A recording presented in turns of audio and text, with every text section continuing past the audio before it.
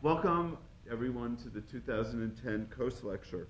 This is the 18th annual lecture honoring our colleague and friend, Ronald Coase, the recipient of the 1991 Nobel Prize in Economic Sciences. To say that Ronald Coase is a giant in the field of law and economics is really understating the obvious. His articles, including The Nature of the Firm and The Problem of Social Cost, revolutionized the field of law and the field of law and economics. Generations of first-year students have spent hours pondering the insights of the Coase Theorem and I believe he pronounces his name Coase rather than the way we pronounce it in property, Coase, but the Coase Theorem for the proper role of law and government regulation.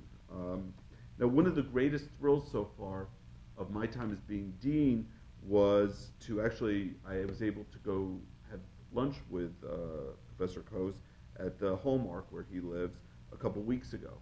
And it was really quite amazing.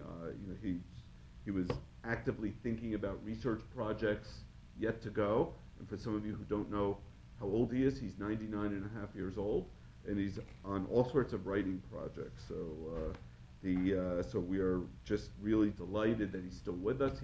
We had a conference in November on his work, and it's wonderful for this lecture to be named in his honor. Now, the purpose of the Coase Lecture is to introduce students, particularly 1L students, to the economic analysis of law. Each year, a faculty member discusses a different substantive area. And this year, I'm thrilled that Jake Gersen will be delivering the Coase Lecture. Jake graduated with an AB in public policy from Brown University and earned his PhD in political science from the University of Chicago in 2001. In 2004, he graduated from this school and then went on to clerk for Judge Stephen Williams on the DC Circuit.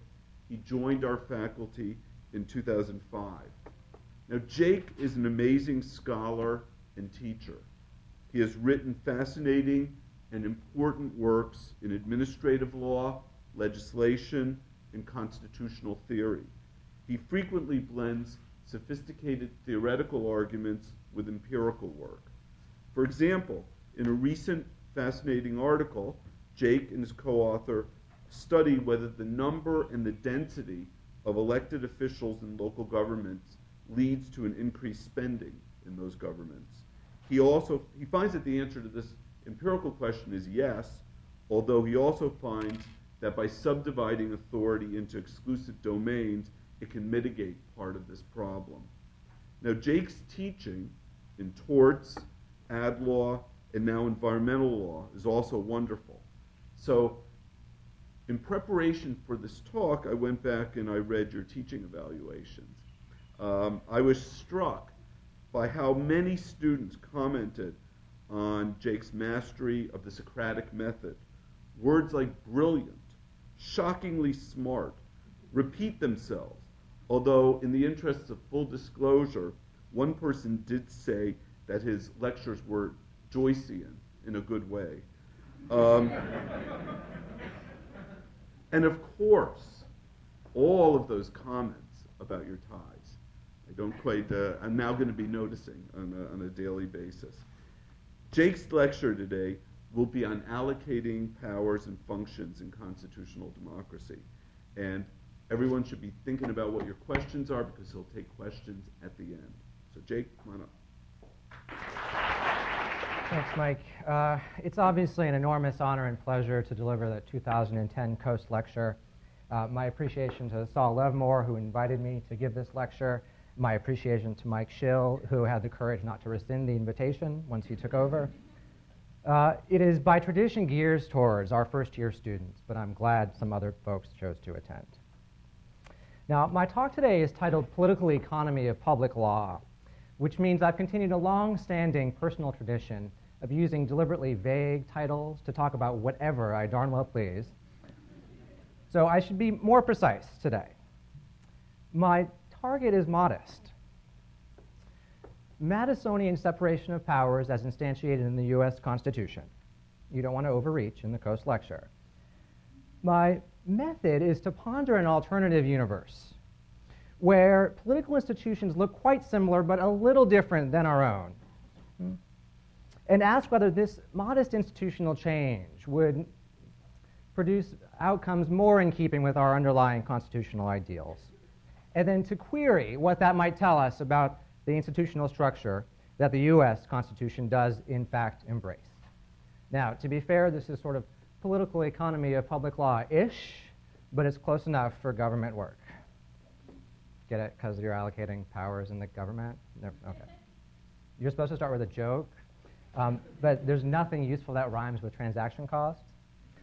And the things that rhyme with coase are verbose, comatose, and morose, none of which are good ways to start a lecture. Okay, here's the nutshell version of the argument. We've been arguing about separation of powers for a few hundred years, maybe much longer. We have family disagreements, but we basically get it. So, to the call and response query, how should a constitution structure government? We answer in unison, Madisonian separation of powers. A lot of constitutional theory is done via call and response, but not today.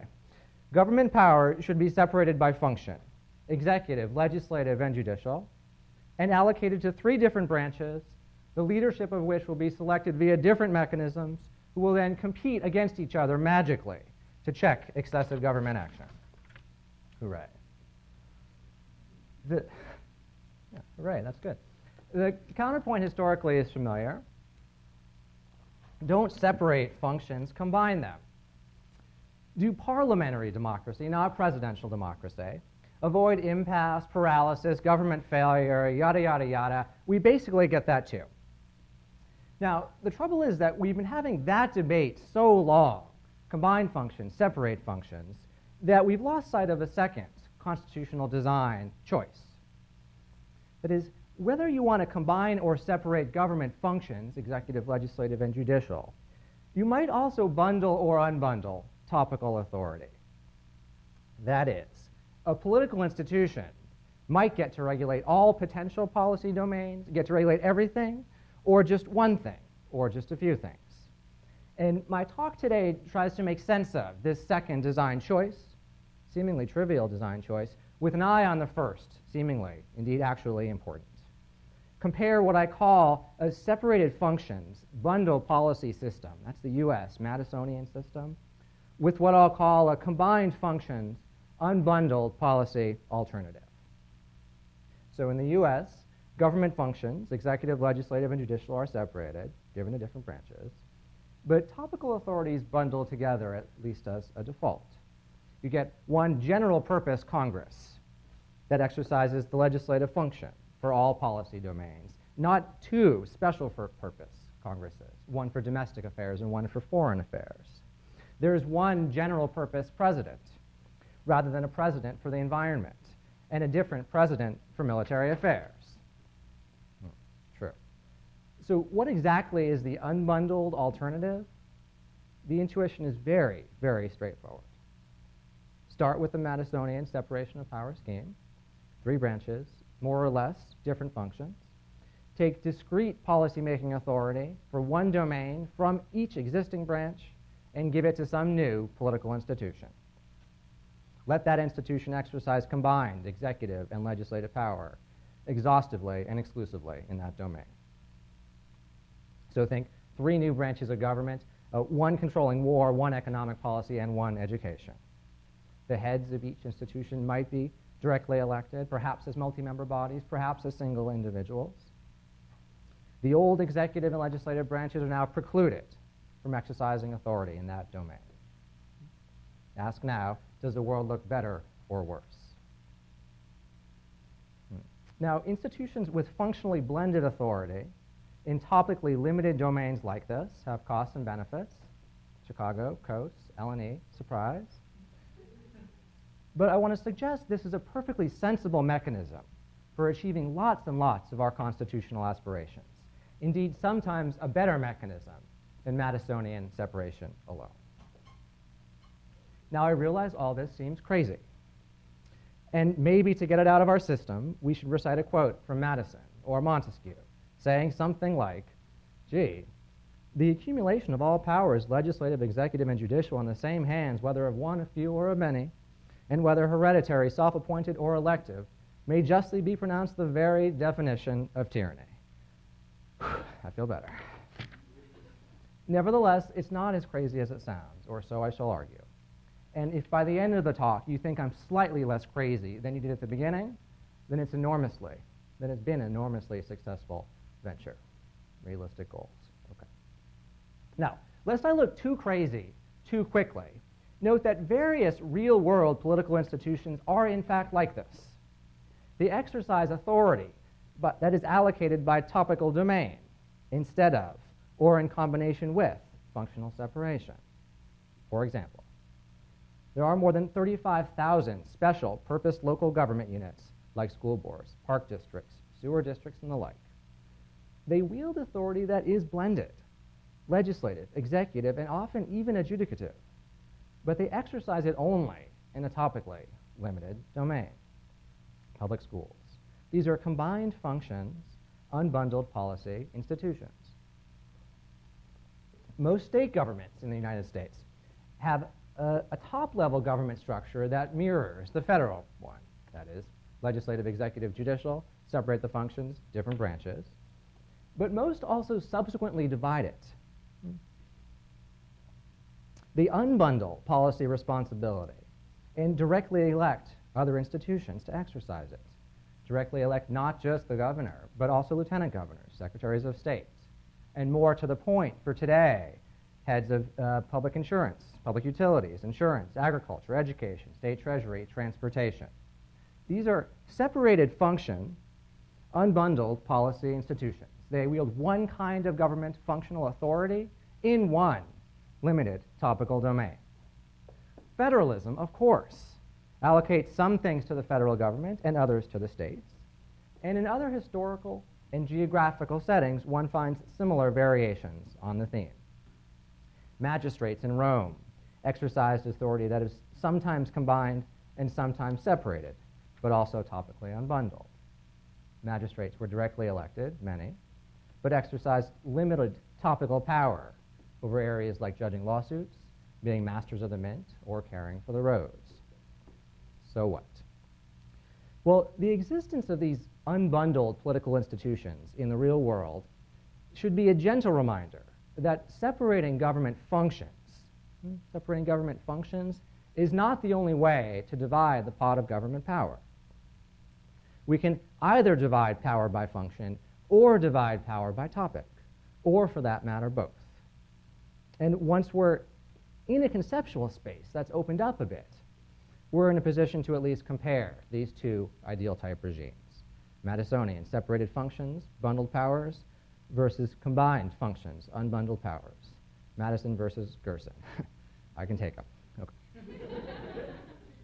So how do we think through this institutional comparison?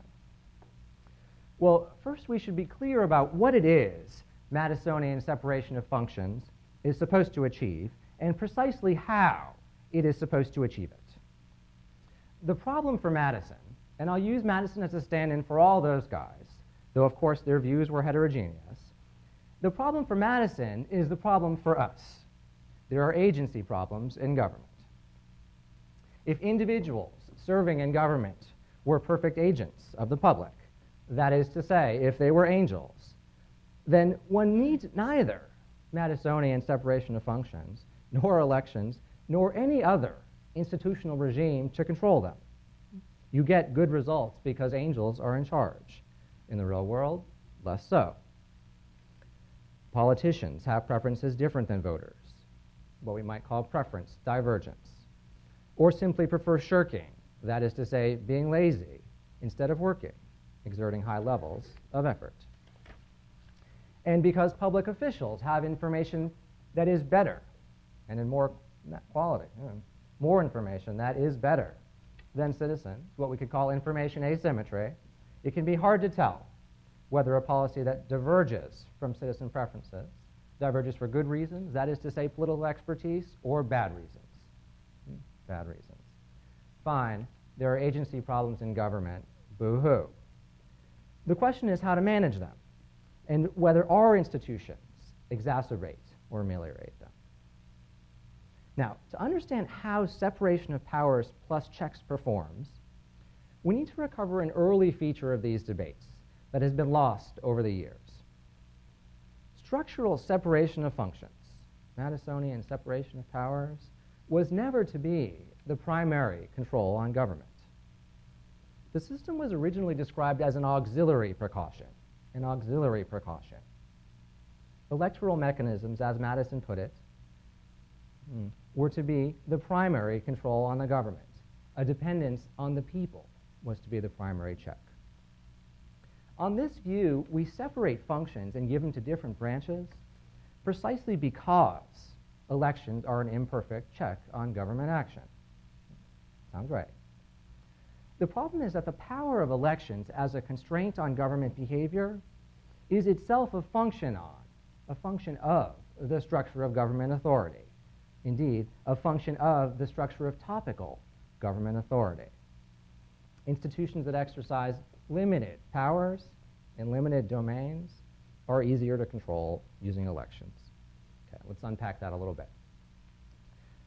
Standard models in political economy teach us that elections manage the citizen government agency problem in two ways. First, selection effects. Elections are a way for voters to try to select good types for office, individuals that will work hard and take desirable actions in their jobs. Precisely because official discretion is far-ranging and because of the information asymmetry problem, voters should try hard to pick candidates who will work diligently and carefully once in office. Selection effects. Second, incentive effects. Elections are a way for voters to sanction politicians who perform poorly and reward those who perform well. These are roughly retrospective voting models. The selection idea is, of course, forward-looking. The sanction or incentive idea is backward-looking. Now, we have plenty of fights in the literature about whether either one of these mechanisms is sufficient to control politicians or neither, or there's a little bit of both. But we could all agree that they are imperfect tools for doing both of these things. How come? Well, one reason, one of many reasons, is that elections require voters to make a single, keep, fire, elect, reject decision on a candidate. In terms of selection effects, this makes a voter pick an average good type, or pick a good type on one dimension, but a bad type on another. This is no big deal if environmental good types will be the same as military good types. But it's a huge deal if not. In terms of incentive effects, the vote has to be a weighted average of voter approval or disapproval along all the policy dimensions the voter cares about. A single general purpose official exercising bundled policy authority can implement bad policy or special interest policy on some policy dimensions, so long as she placates voters with good policy on a sufficient number of others. Compare the unbundled regime, where a public official exercises policy-making authority in a single area. In terms of selection effects, now a good environmental type can be selected to implement good environmental policy. A different good military type can be selected to develop good military policy. We don't have to pick an average good type. In terms of incentive effects, an official who enacts bad policy that the public doesn't like on that single domain is out of luck. She can't placate voters with bad policies, with good policies on other issues. No trade-offs, elections, less crude. Okay, the idea here is simple. It's that as you lower dimensionality, focus on one policy domain rather than a lot of different policy domains, this mitigates the agency problem. That is to say, it enhances accountability. And if unbundled institutions allow us to better match the capacities and characteristics of officials to the underlying demands of a policy domain, then it should make for more effective policy as well. Not bad. Now, all this is true whether government functions are separated or combined. But together with local combination of functions, Unbundling topical authority does better still. So accountability, as used in constitutional parlance, entails usually two different sorts of preconditions, at least two. The first we might call institutional clarity. That is, one needs to know which institution is responsible for which policy success or failure. Functional separation, as in the U.S., by definition, means that responsibility for any given policy is shared among multiple institutions. When environmental policy falters, is it Congress's fault, the president's, or the courts? All, none, who knows? Finger-pointing inevitably follows policy failure, and when things go well in politics, everybody raises their hand to claim credit. Not so when powers are combined. By eliminating overlapping responsibility for policy formulation, we can clearly link institutional effort to policy success, providing greater clarity about which institution is responsible. Now, the second precondition for accountability, or accountable government, is what we might call institutional control. The ability of citizens to utilize the information they have about institutional clarity. Once voters make an accurate inference that official X or institution Y is responsible for failed policy A, how effectively can they control them? Again, when an institution succeeds at fixing the environment but fails in its war planning, the public can reward the institution for doing well on one front or punish it for failing on the other, but can't do both. That is, local combination of functions facilitates institutional clarity, and unbundling topical authority facilitates institutional control. Greater clarity about which institution is responsible for which policy, and more powerful selection and sanctioning effects. Now, accountability is a big deal in constitutional theory. And the Madisonian separation theme is supposed to accomplish it, but there are lots of other principles that should guide constitutional design. One such example is the search for a sufficiently energetic government. In Federalist 37, for example, we read, "Energy in government is essential to that security against external and internal danger, and to that prompt and salutary execution of the laws which enter into the very definition of good government." Unfortunately, energy is another one of those constitutional ideals claimed by all the relevant camps, in part because everyone agrees some energy is a good thing, but nobody thinks so much energy is bad. Indeed, the parliamentarist critique of the U.S. separation of powers regime is in part that by requiring the consent of multiple institutions to formulate policy, it produces exorbitantly high transaction costs. Article 1, Section 7, bicameralism presentment, insufficient energetic government. Now, although the founding era debates used different linguistic formulations, they were completely attuned to this problem. Indeed, it's related to a standard team production problem in economics. When individual effort is an input to a single jointly produced output, and individual effort cannot be directly observed by the principal, there is often an incentive for members of the team to shirk, the agents. That is, expend less effort or energy than the principal would like them to do. Note that shirking is the precise inverse of an energetic government. Shirking, energy, opposite, good. Indeed, the framers were completely aware of this problem with respect to the executive branch, and they roundly rejected plural executives for precisely this reason. They said, quote, "We well know what numerous executives are. We know there is neither vigor, decision, nor responsibility in them," end quote. Now, note that insufficiently energetic government can arise for at least two reasons. Either because it's too difficult to act, that is, transaction costs are too high, enactment costs are too high, or because incentives cannot be sufficiently calibrated to generate the right level of effort. As to the first problem, the combined functions approach should be more energetic, because different branches no longer have to agree before policy can be implemented. As to the second, combining government functions solves or at least mitigates the team production problem, because there is no longer an interbranch incentive to shirk. There is no cross-branch team production problem to manage. And we might add, selection effects should translate into a more energetic government as well. Think. When a hawkish ex-general is elected to Congress, it seems unlikely that she will exert the same level of energy on education policy as she will on military policy. This isn't nefarious, it's natural. All public officials have things they're more interested in. And of course, they will work harder on those pet policy domains. The bundled policy regime, general purpose, political institutions institutionalize this tendency. The unbundled regimes compensate for it. Better fit, less shirking, more energetic government. All right. Now, once we're focused on functional inputs necessary to generate policy outputs, our design problem connotes an old but ongoing literature in economics and sociology on the optimal structure of firms and organizations. So suppose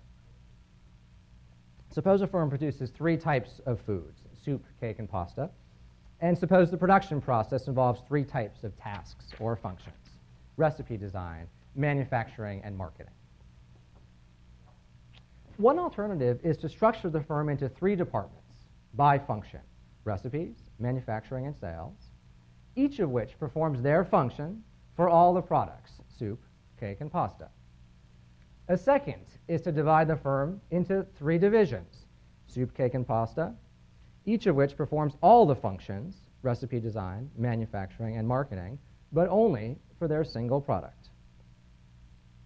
These 2 structures, these 2 approaches to organizational design are canonical forms: the unitary, or U form, and the multi-division, or M form. Writing in the 1980s, another Nobel laureate, Oliver Williamson, concluded that since 1945, large firms quite generally have undergone a reorganization along M-form lines. Now, each of these forms has strengths and vulnerabilities that make one preferable in some contexts and not preferable in others, but each also corresponds, at least in a naive way, to the institutional regimes that I've been discussing to this point. Like the U-form firm structure, Madisonian separation locates complementary tasks or complementary functions necessary for producing a single policy or product in different organizational divisions or different institutions. Madisonian separation locates executive environmental authority and legislative environmental authority in different institutions, but executive environmental authority and executive education authority together in the same institution. Like the M-form structure, the unbundled topical powers alternative locates the complementary functional tasks of executive environmental and legislative authority in the same department, in the same institution, but locates executive educational power and executive environmental power in different institutions. Now, the analogy between firms and states is only that. But if it is often preferable to combine functional authority while dividing or organizing by topical authority in private organizations, and the literature is clear about this, it's worth asking why the same thing would not be true of states. All right. Now, on the list of things to be avoided in constitutional theory, tyranny is right there near the top. It's at the top. As Montesquieu put it, when the legislative and executive powers are united in the same person or body, there can be no liberty, because apprehensions may arise lest the same monarch or senate should enact tyrannical laws to execute them in a tyrannical manner. Were the power of judging joined with the legislative, the life and liberty of the subject would be exposed to arbitrary control, for the judge would then be the legislator. Were it joined to the executive power, the judge might behave with all the violence of an oppressor. End quote. If this statement of the problem is famous, Madison's solution is, of course, more so. Balanced branches, exercising separated functional powers, and magically competing against each other so as to avoid tyrannical government overreach. Note, however, that even intense critics of the Madisonian solution take the problem to be self-evident. As Bruce Ackerman puts it, the power to make laws must be separated by the power to implement them. If politicians are allowed to breach this barrier, the result will be tyranny.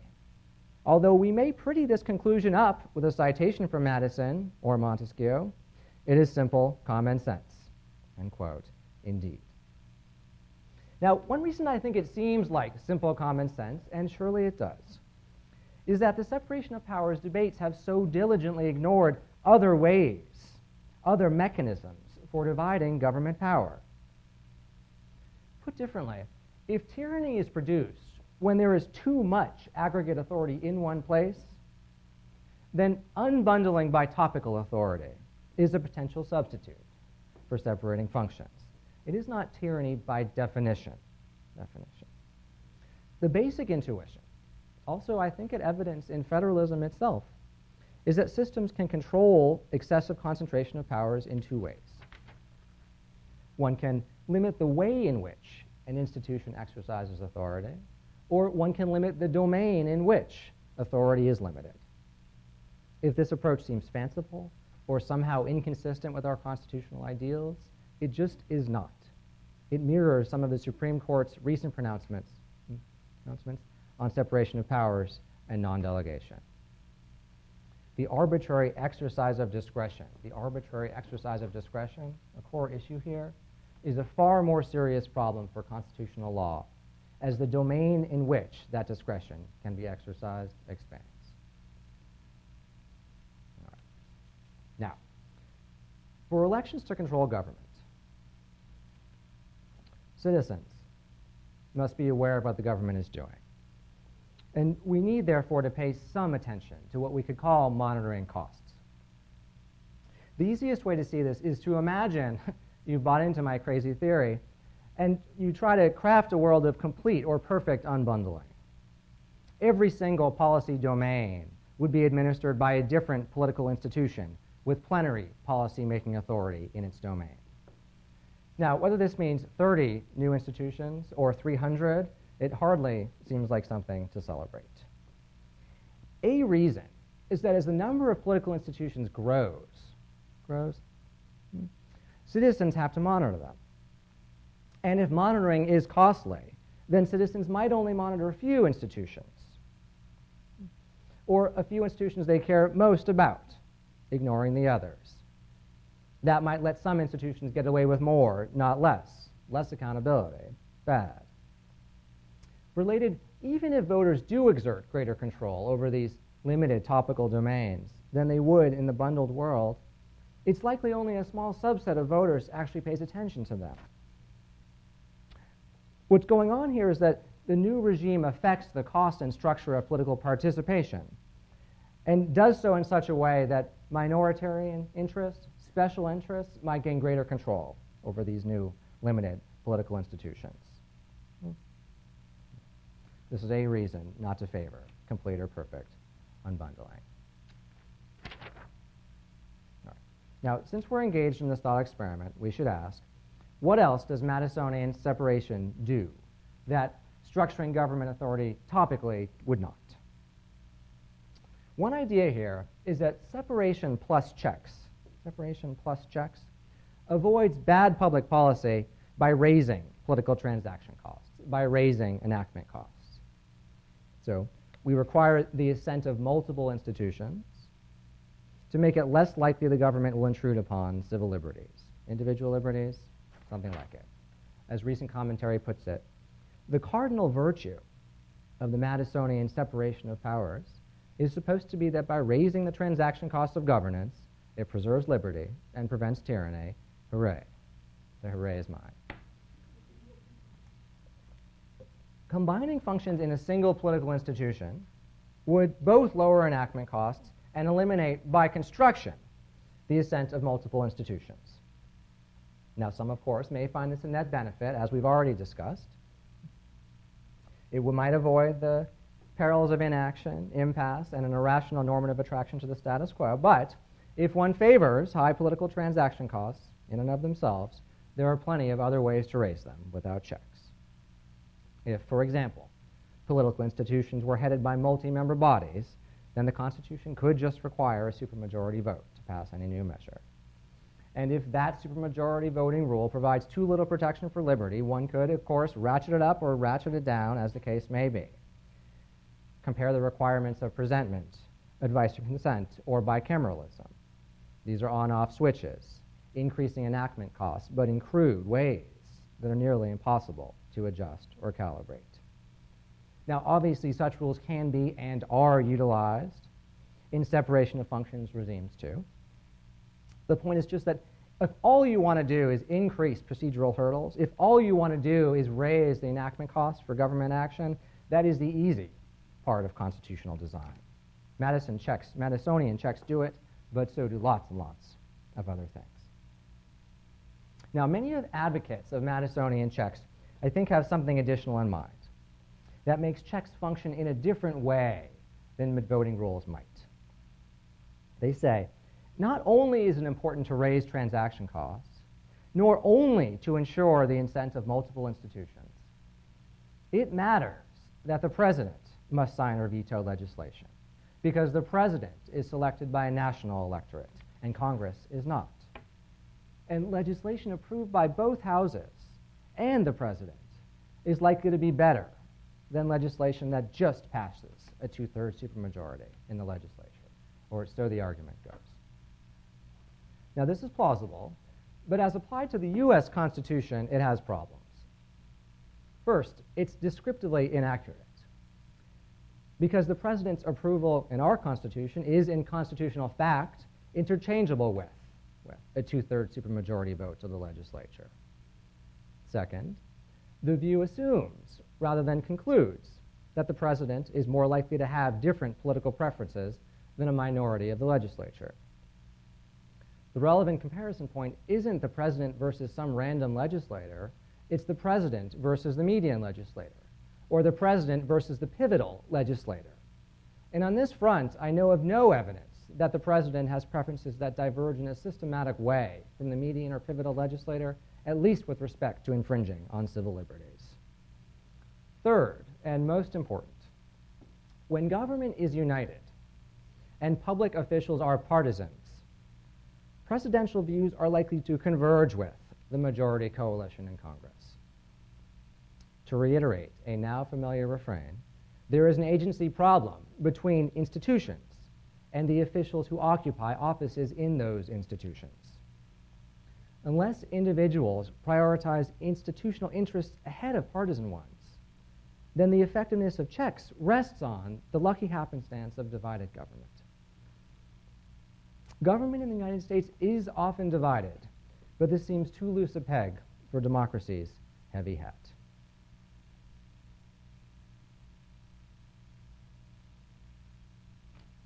Now, sorry, I'm thinking of advice that I got, which is if you're tired of talking, they're probably tired of listening. I got the same advice from a different colleague in a slightly different form. If you're not tired of talking, they're probably not tired of listening. You can guess which colleague that was. Okay, let's say a quick word about this. Now, guarding against factions is another standard justification for allocating government authority to multiple institutions, as in the Madisonian separation structure. And although the founders seem to have been more concerned with guarding against transient majority factions, minoritarian factions are no less a threat to good governance. And if it's costly for factions or private interests to capture government institutions, perhaps it's best to make them capture more than one institution to control policy in a given area. In the separated functions regime, they have to capture at least 2 and maybe 3 different institutions to take over a field of policy. When functional authority is combined and institutions are unbundled, only one has to be captured. That seems worse. So if industry interests want to prevent stringent air pollution controls, they only need to influence the environmental branch, no longer Congress, the president, and the executive. Now, there's something to this view, but it's not quite right. because the idea conflates what we might call positive capture and negative capture. So when a faction seeking to implement new policy that changes the status quo, maybe they have to capture all three branches to do so. But what factions usually want to do is block changes to the status quo. And here they need capture only one institution to do so, or in less pejorative terms, to influence one institution.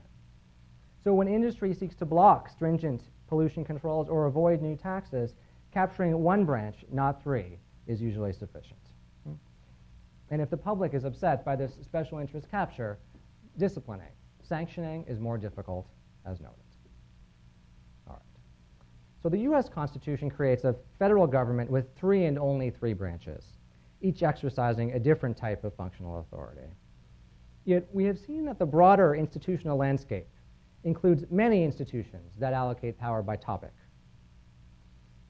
This design alternative is generally all but ignored in the separation of powers debates, and I merely want to suggest it should not be. The Supreme Court's jurisprudence in separation of powers cases has a rhetoric of uniqueness and optimality. Separation of powers produces accountability, other regimes do not. Checks avoid tyranny, other regimes do not, or do less so. But if today's talk is plausible, then it suggests minor tweaks to the existing institutional structure might well better serve the underlying constitutional ideals, the agreed upon constitutional ends, than Madisonian separation alone.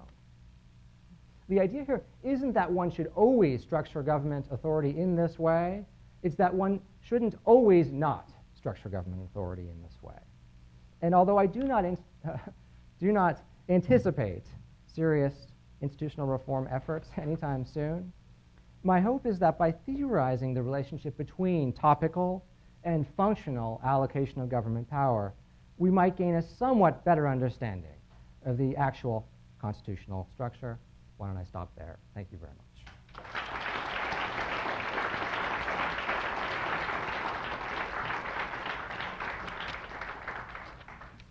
Questions?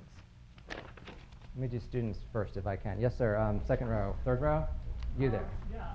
Question. If you were to use the topical system, wouldn't that also increase the budget for the country? In other words, each division, if you would, of topic, each leader of that group or legislature, if you will, whatever order you structure the leadership there, wouldn't they have an incentive to spend more on their division so that they can be viewed in the eyes of the public when we voted for them as more productive for them? Good. So the question is, let me make it a little more general and then maybe even meaner. What about the spending problem in government, and how would this alternative institutional structure affect that? You've really said nothing about budgets so far. We care a lot about budgets, and if this would just balloon them, drive spending through the roof, then surely that's a problem we should note. Yes? Fair? Okay. So an initial thing to say is, I've talked mostly about the benefits of this regime. There are lots of costs, and I'm happy to talk more about them in Q&A. I'm pushing benefits to encourage plausibility. I'm shooting for plausibility. And then once we have plausibility, we could more seriously say, okay, costs outweigh the benefits here, they don't there, et cetera, et cetera. And there are lots of what we could call secondary or tertiary design problems. So I've said, well, just keep everything the same and tweak it a little bit. What happens? And you're saying, well, gee, it looks like a lot of stuff happens you haven't talked about. Okay. That's the introduction to the answer. Okay. It could be that every political institution, if they are in charge of their own budget, say, they get to pick whatever they want to spend, has an incentive to spend too much, which is your point. And the reason they might have an incentive to spend too much, I guess, is because the public only observes policy success or failure. And you have to say, and not the budget, so that for some reason when they spend much, much too much, by which you mean much more than the public would like ideally to be spent in this policy domain, because the public, of course, cares about this domain and all the other domains, that the public will somehow get tricked. If they don't get tricked, then the alternative regime should facilitate accountability and get the right level of spending. If the public gets tricked, that's bad. And thus, I think it's part of a more general informational problem. Spending is like lots of other areas where the public might have good or bad information, and the question is whether they're likely to have much better or worse information here. Okay. The hope is better, but it's not for sure. And if they have horrible information on budgets or anything else, then the system doesn't fly. Of course, the existing system won't fly either, because by construction, the public doesn't have the capacity to understand budgeting problems. They don't have the relevant information or expertise to discipline public officials. So it's right that it's a problem over here in my alternative universe, where I spend most days. It's also a problem over here in the real world, and what we need to know from a comparative perspective is which is worse, and on this I'm genuinely unsure. I'll add one piece of data for you. Okay, we have a little bit of data on how, on legislative bodies and how they spend, and how other political institutions spend. So a fairly robust, not perfect, but a fairly robust finding in the literature is that there's an overspending bias in legislatures, in legislative bodies. And the idea is something like, well, the taxes are general, and so long as legislators kind of trade off, they can deliver their concrete benefits to their districts, and they bear only diffuse general costs, something like that. And the idea is, as you add more legislators, this bias increases in proportion, actually, to 1/n. There's a law, a rule, a theory. So as you add legislators to a legislative body structured in this way, you get a bigger overspending bias. That's not to say you want a lot of spending or a little spending. It's to say whatever the right level of spending is, you'll get a bias upward. The legislator will spend a lot. Now, as Mike alluded to, we've looked a little bit, a co-author of mine, me and a co-author, about what happens to line item spending in local governments on specific policy domains when you elect an official, an executive official, to oversee that policy. And what you usually see is that spending falls for a while. And as you get a ton of these, it increases. And the idea, we haven't shown it, but the idea is if you enhance accountability, you can reduce this overspending bias, at least sometimes, at least some places. And if that's right, then it could at least counterbalance some of the dynamic you're talking about. But of course, it's possible both in this world and in that one. Yes. Sure, right next to you. In terms of the uniqueness of checks and balances, what do you think of as another defense? Did you say the uniqueness? Yeah. Yes, sir. Another defense of that being that different branches of government or different functions of government are methodologically and analytically unique. You didn't talk much about the judiciary, but their way of reasoning is different. Judicial review is different, and the dimension we're looking at is not just, as you kind of implied, the president's ideology and beliefs, but the way you actually think about it. Yes. Okay. So another build-up and then an answer. The build-up is, the case to be made is that we should allocate some things by virtue of topical authority rather than functional authority, but not all things. And it's a very hard question to figure out which and where. And I get to punt because I've spoken first, but that's a serious question. Now, a possibility is that judicial authority is different than executive or legislative authority in a way that impacts this question, and that's plausible. So what tends to happen, not always but often in separation of powers debates, is the judiciary just gets kicked to the side. And what we're really talking about is combining legislative and executive authority or not.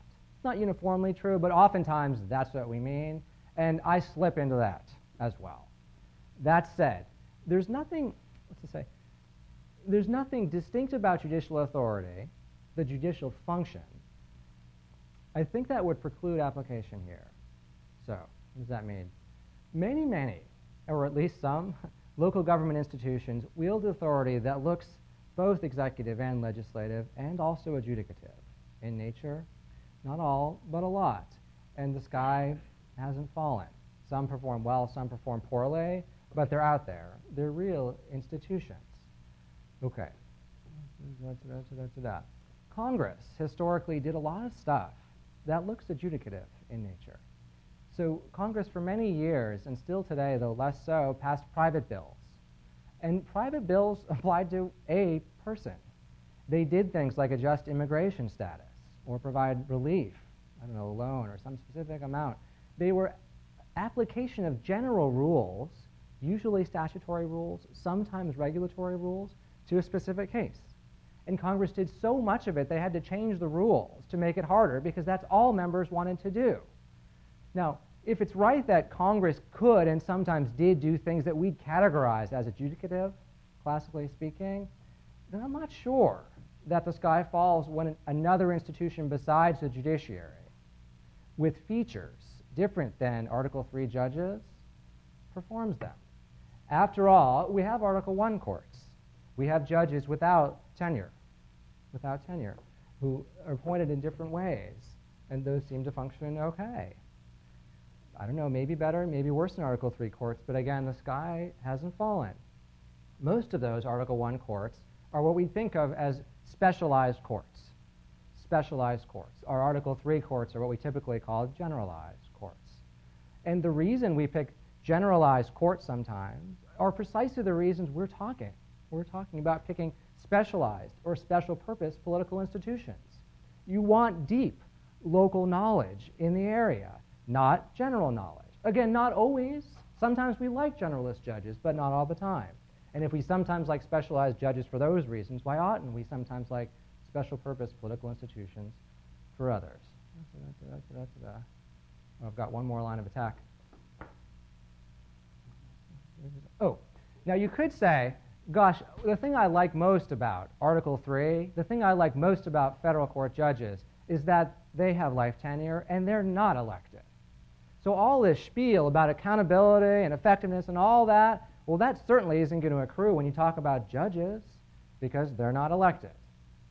Of course, plenty of state court judges are elected, and some state court judges that are elected exercise limited topical authority in exactly the way we've been talking about. Moreover, remember there are two ways that elections control government. Two ways that elections control government. The first is selection effects, and the second, roughly speaking, are incentive effects. And honestly, the literature is a little hit or miss on this, but I think the modal view is incentives, sanctions are weak, poor ways to control politicians. The real work done by elections is on this upfront, selection effect. And there, you'd actually buy the same purchase. That is, you could pick judges who are more capable and more able to perform good adjudicative functions in that relevant policy domain with the system in place. Again, not always, but sometimes, or that's the idea. Yes. Yes, sir. Okay, so I'm trying to put myself in this imaginary world. Sorry. Oh, that's fine. And I'm having a little bit of trouble. So I like the idea of separation in order to praise and blame these elections, like specific things. But I guess what I'm having trouble feeling out is how these different domains interact with one another. Yes. Because when you vote for someone for everything, all the policy gets kind of wrapped up, and when you're passing laws, they go to different interest groups. So if I'm voting for my environmental guy and my war guy, and there's some conflict, how are they going to figure that out? And doesn't that kind of just, when they talk to each other, doesn't it kind of just push towards looking like it already does? That is, that they have to make these compensations to one another? Good. So the question is, I think, not to put words in your mouth, but I think it's about coordination, in part. That is, geez, doesn't this regime produce a coordination nightmare? And oftentimes, isn't it the case that environmental policy impacts economic policy, which in turn impacts education policy, which in turn impacts military, and so on and so on and so on. And one of the key things we think general purpose political institutions do is coordinate those different sorts of policies. Yes? And that is made much harder when there's one institution with plenary policy-making authority for each of them. Because there's no they could talk, as you say, but they could not. And they could talk and ignore each other. And that makes coordination a mess. Fair? Fair. Okay. There are lots of things to say here. Let me try 3. I'll try 3. Okay. The first is, it's right to say, aha, coordination problems. That's good. But it's not enough. You have to say, aha, coordination problems. And under your breath mutter, which are worse than the coordination problems which exist in the Madisonian separation of functions scheme. That is, it's a comparative endeavor. And the coordination problems are different, but real in our existing structure. What are they? Well, in the alternative universe, it's hard to coordinate across policies, interpolicy. In the existing world, it's hard to coordinate across functions within policy. So one is coordinate, yeah, you see it, you're with me. And those might be bad, or either of those might be worse or more severe, but you need to know which is usually worse or more severe. Remember, the whole premise of the checks system is that coordination costs will be high. That's why we like it, because the executive and Congress are supposed to fight about stuff. They're supposed to have a hard time coordinating within a given policy. And you need to know whether that's more often the case or not, yes? Which is more severe? When the executive and the legislative branch fail to coordinate on environmental policy, what happens? Well, oftentimes we get policy failure. When the environmental institution and the education institution fail to coordinate, what happens? You get bad externalities. Policy it's the second best world you're living in. But both those policies might succeed, and sometimes there won't be any coordination costs. There won't be any externalities. Sometimes it is the case that education policy actually doesn't impact military policy. And so long as that's often the case, and it's always the case that we have positive coordination costs in the Madisonian separation of functions regime, that might not be so bad. But let's do the hard case. Assume the costs of coordinating across functions within policy are zero. Across functions within policy are zero, and they're always positive. Always positive over here. Better get this right.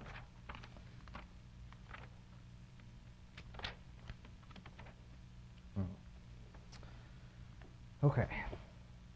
Even here, the case against the unbundled topical authority regime, whatever we're calling it, is only partial. And the reason is that we often conflate centralized control, centralized vertical control with coordination. Yeah? That's the idea of a general purpose institution, that they have centralized vertical control over all these different things and they can coordinate. But they're not the same things. And centralized control is neither necessary nor sufficient to ensure coordination across these policies. It's not sufficient because any visit to the post office where there's strong vertical control over subordinates will tell you there are lackadaisical supervisors in the world.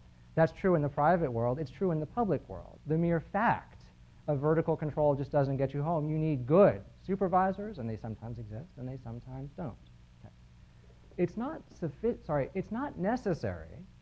Centralized control is not necessary because, for the reason you say, those different institutions can in fact share information.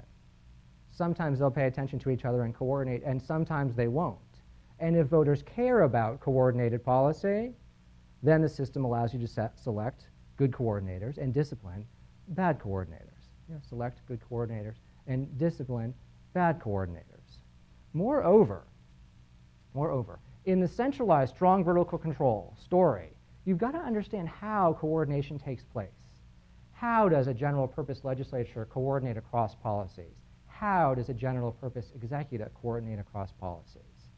Well, the way it usually works is that there are local experts in the area, and they pass up information, up the chain of command, as it were, and then someone at the top, this general purpose person, makes a trade-off. But the people who are out there across these two policies usually want to do something different than the best coordinated policy outcome.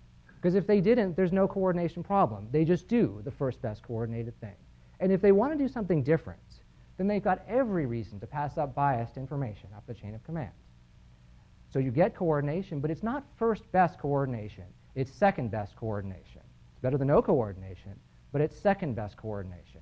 And you've got to compare that second best coordinated world with the second best shared information, separate political institutions world.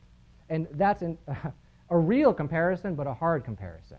And for all those reasons, coordination matters a lot, but it doesn't cut cleanly and uniformly against the parallel universe. Sorry, that's a lot. I'm trying to do the students and ignore my colleagues, but yes, ma'am. Okay, so there's two issues. One is just the spending discussion. And then the question is whether the structure of local spending looks like federal spending. There are various reasons it might not, and overlapping taxing jurisdictions and spending jurisdictions makes that complicated. I don't think that's your question, though. No, good. Thank God. Your question is, at the local level, people are familiar with and pay good attention to local policies, for example, education policies. And at the federal level, that's much harder for people to do. Yes? So if we unbundled topical authority and gave it to a political institution, there's less of a sense in which they'd understand how to discipline, to understand whether or not there's success or failure on that policy dimension. And if they can't understand that, then this is all much ado about nothing. You don't get more accountability. Right. Okay. That's possible, but I don't know why. And if it's the case, then my system, I think, is tanked, but the whole system is tanked too. So, I mean it sincerely, actually. It may be that the public is incapable of selecting good political officials or sanctioning them when they perform well or poorly. That's totally possible. And this was part of, I think, the Madisonian view, and that's sad. And then all you're left with are these secondary auxiliary precautions and, frankly, keeping your fingers crossed.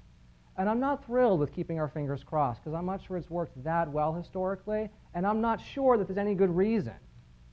There's some good reasons, not great reasons to think that's going to work. So the question is, why are people uninformed to such an extent that they can't tell whether environmental policy has succeeded or failed? Put differently, why can't they tell that it has succeeded or failed? Okay. An idea, I haven't shown it to be the case, an idea is that one reason they are so poorly informed is because it doesn't matter when you have general purpose political institutions. Because it doesn't matter whether you vote to keep them or send them home. Because you can't sanction effectively on that dimension. Suppose you embraced and invested in environmental policy information and learned all you could and decided they had succeeded or failed along that dimension. So what?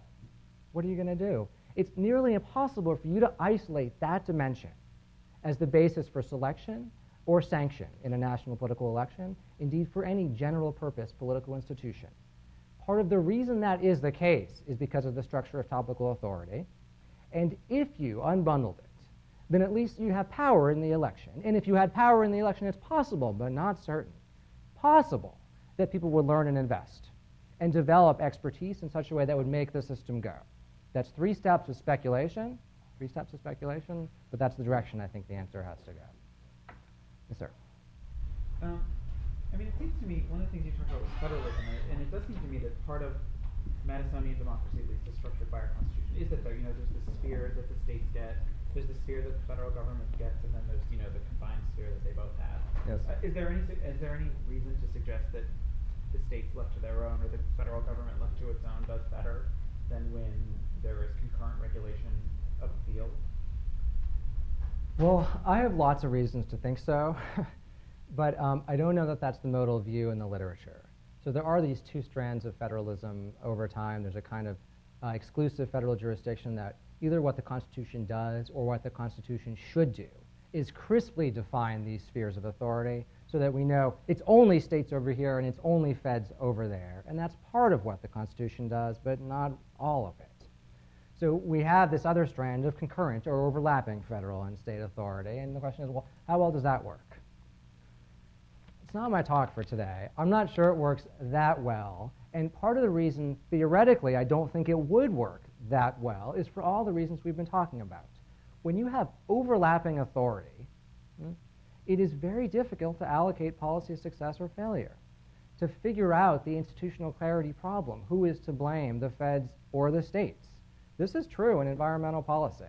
Boy, it's hard for me to tell who's to blame. The Congress passes the Clean Air Act, the EPA announces regs, the courts strike down parts of the regs that may or may not be the right part of the regs, and then the EPA approves a state plan which complies with some but not all of the federal requirements, and at the end of the day you get some air that is clean and some that is not. And I don't know who to blame. I don't know who to blame for that policy success and or failure. And that is part of the problem with overlapping or concurrent authority. Again, there are some times that you want it. I don't want to say you never want concurrent or overlapping authority. So it could be that you like redundancy in organizations. Sometimes we like this with safety controls. We like backups. So you might want both the state and the feds working in the field. It could be that you want the states and the feds in some sense to compete against each other, to do an increasingly good job to control their behavior. I think that's hard to make work, but you can make it work in a model. On the ground, I'm not less sure. I think everything I've said today depends on a crisp distinction between policy boundaries. Crisp, clear definitions of which institution is doing what thing and gets to do which thing. And where it's fuzzy, as sometimes it will be, that's a problem. It may not bring the system down, but it's a problem. It's a problem. So I think that's the idea or motivation for the project. Yes, sir. Where am I? Okay, we have time for a few more questions. Yes. I'm wondering if you see administrative agencies as at least partially similar to an institution exercising cross-functional power in a specific policy domain, and if that is the case, has there been any empirical work on trying to determine the extent of the rent-seeking problem? For example, like if you look at the EPA, the Sierra Club is competing with the coal industry to capture the regulatory agency, and has anyone attempted to figure out what happens when you have that process playing itself out? Yeah. So, so the descriptive suggestion is a good one. It's to say, well, you've said we don't really see this in the federal constitution or at the federal national level, but we kind of do. We see administrative agencies who, after all, exercise authority in a limited topical domain. And when courts talk about this authority, what do we say about it? We say, well, it's quasi-legislative and quasi-judicial and sort of executive, which is just to say it's a combined function political institution. Now, this has always been kind of an embarrassment for constitutional law, and all this says it shouldn't be an embarrassment. It's a model. You should embrace it as a way to structure federal government authority, not hide your eyes and run scared to the closet. Okay.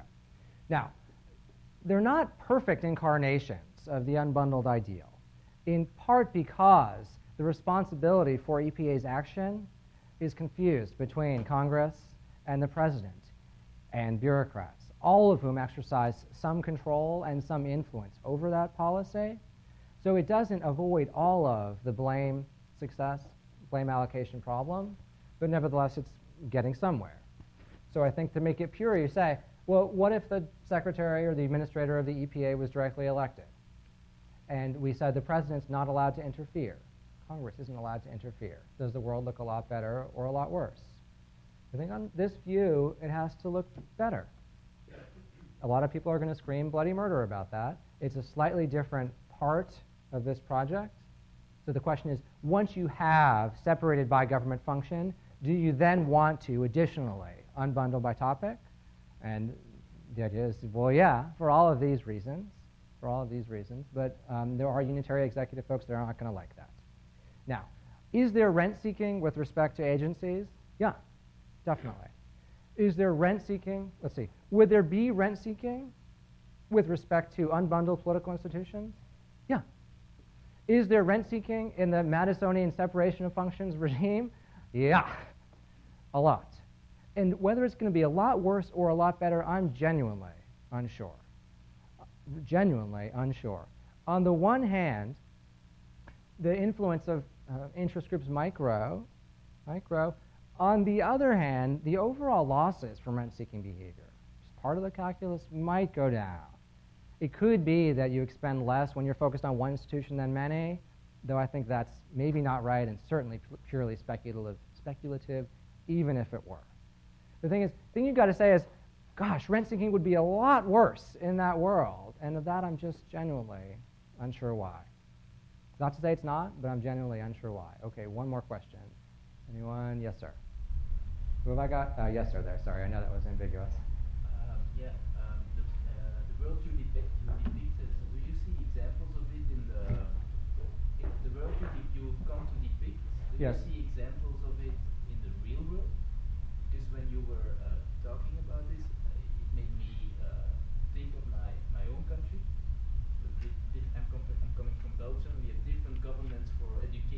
Yes. We have a different government for economical development, and we have Europe. And because if this is the case, then I see a lot of downsides. and the good thing about it, I guess, is then the accountability increase, Yes. which is also not the case because we have the same guys running for each election, and they're not taking up the job. Yes. So the general question, yes, I think we see political institutions like this. So I tried to allude to some of those we see in the special purpose, local government context. We just see an enormous volume of them. And I confess that I shouldn't be shocked, but I am every time I go and look at the states and local government in the United States. The degree of institutional heterogeneity is enormous, enormous. And in part this is shocking because I'm parochial, and I play mostly at the federal government level, where we talk as though this is the only institutional design we see, and it just isn't. So the idea is go in two directions. Go back historically, we see some stuff. Go down to the states, we see some stuff, three directions. And then do the comparative work. Go cross country, look at other institutions and other political settings. And you see, as you say, some close parallels there as well. Now, I'm not a comparativist, so I rely on my colleagues, which is to say I just ignore the rest of the world. But of course, there are institutions like this. And the idea is we should take those institutions seriously in the United States and incorporate some of them, both local and comparative, some of those dynamics, into our theorizing. That is not to say they are uniformly better. It just isn't. But if all the reasons we think our U.S. institutions are good, the same theoretical arguments make these other institutions look better, then that says something. And if, in fact, all those arguments make these other institutions look better and they're much, much worse in the real world, then that should tell us something, too. It should tell us our claims about separation of functions and government accountability, energy, and all that is just hand-waving, that that's not what's going on, and we should be focused on different, more accurate, more sensible, different arguments about constitutional structure. Okay, I think we are out of time. I'll stay around for questions. I want to thank you all very much for coming. Thanks again, Saul, Mike, and everyone else. Thank you.